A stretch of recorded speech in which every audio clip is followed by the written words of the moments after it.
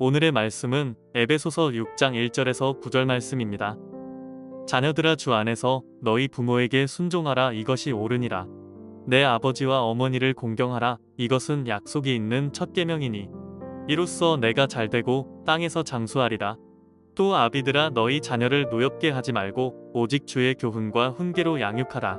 종들아 두려워하고 떨며 성실한 마음으로 육체의 상전에게 순종하기를 그리스도께 하듯 하라. 눈가림만 하여 사람을 기쁘게 하는 자처럼 하지 말고 그리스도의 종들처럼 마음으로 하나님의 뜻을 행하고 기쁜 마음으로 섬기기를 주께 하듯 하고 사람들에게 하듯 하지 말라. 이는 각 사람이 무슨 선을 행하든지 종이나 자유인이나 주께로부터 그대로 받을 줄을 알미라. 상전들아 너희도 그들에게 이와 같이 하고 위협을 그치라. 이는 그들과 너희의 상전이 하늘에 계시고 그에게는 사람을 외모로 취하는 일이 없는 줄 너희가 알미라. 여러분, 우리가 예수 그리스도를 믿게 되면 그 구원의 은혜에 감격하게 됩니다.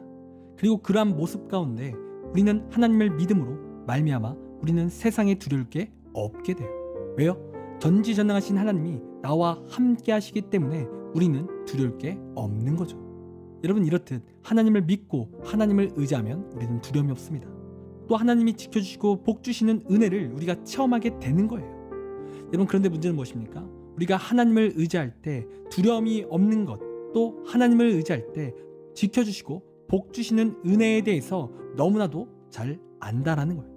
그런데 문제는 우리가 처음엔 그 은혜의 감격 속에 살아가지만 살아가면서 자꾸 그 은혜를 잊고 살아간다라는 거죠. 그리고 특별히 우리는 현실을 살아가기 때문에 믿음의 문제와 현실의 문제가 계속해서 부딪히게 된다라는 거예요. 그러니까 우리가 예수님을 믿으면 우리의 인생 가운데 문제가 없을 것 같은데 자꾸 믿음의 문제, 생활의 문제 등 아직 눈에 보이는 문제가 가득하다는 거죠.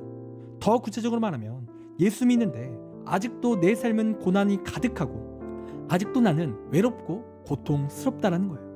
여러분, 그렇다면 왜 우리가 예수님을 믿는데 아직도 내 삶에 고난이 있고 왜 삶에 시련이 있을까요? 여러분, 그 이유는 우리의 싸움은 아직이기 때문입니다. 여러분, 우리가 예수님을 믿는다고 바로 거기가 우리의 신앙의 끝이 아니라는 거예요. 여러분, 우리가 예수님을 믿게 되는 순간 히브리서의 말씀에 기록된 것처럼 우리의 믿음의 경주가 시작이 됩니다. 그러니까 우리의 삶 가운데 고난과 역경과 또 믿음으로 말미암아 생기는 문제들 가운데 우리는 살아가게 된다는 거예요.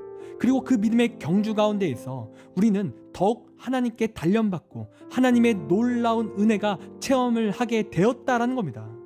즉, 우리가 예수님을 믿기 시작했으면 이제부터가 본격적인 신앙의 싸움이 시작된다는 거죠.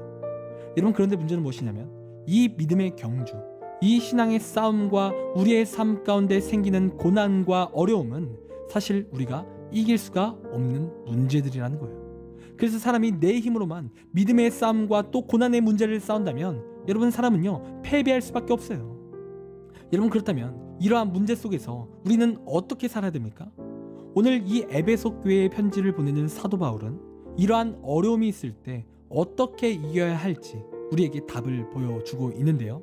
여러분, 11절 말씀을 보면 전신갑주를 입으라 라고 그렇게 말을 하고 있습니다. 여러분, 여기서 전신갑주란 군인들이 전쟁에 나갈 때 머리부터 발끝까지 완전 무장을 하고 나갑니다. 여러분, 이렇듯 전신갑주는 완전 무장을 하라는 거예요. 그렇다면 왜 전신갑주를 입어야 할까요? 우리의 삶 가운데 믿음의 경주가 전쟁과 같기 때문에 그래요. 여러분, 그러면 진짜 전신갑주를 입어야 할까요? 아니에요. 여러분, 여기서 말하는 전쟁은 영적 전쟁이에요. 여러분, 11절부터 12절 말씀을 보면 우리의 싸움은 혈과 육이 아니요 악한 마귀와의 싸움이라고 그렇게 말하고 있습니다. 한마디로 우리의 싸움은 영적 전쟁이라는 거죠. 그러니까 우리의 믿음의 문제, 또 우리의 고난을 통해 오는 낭망 등등 이것은 영적인 문제가 맞다라는 겁니다. 마귀가 우리에게 영적인 전쟁을 일으키고 있다는 거죠. 그래서 이 문제는 영적 전쟁이기에 세상이 말하는 전신갑주, 즉 군복을 입거나 군모를 쓸 필요가 없다라는 거예요.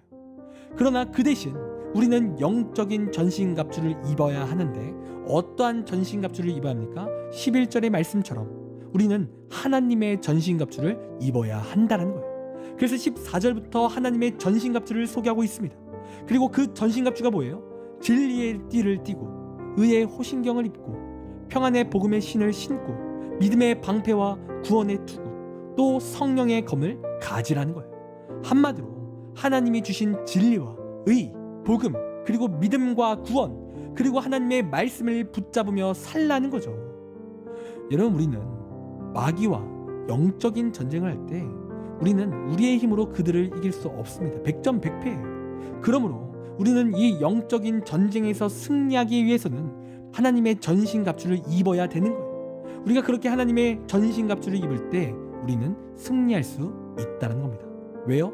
우리 하나님께서 전지전능하신 하나님이시고 능력의 하나님이시기 때문에 그래요.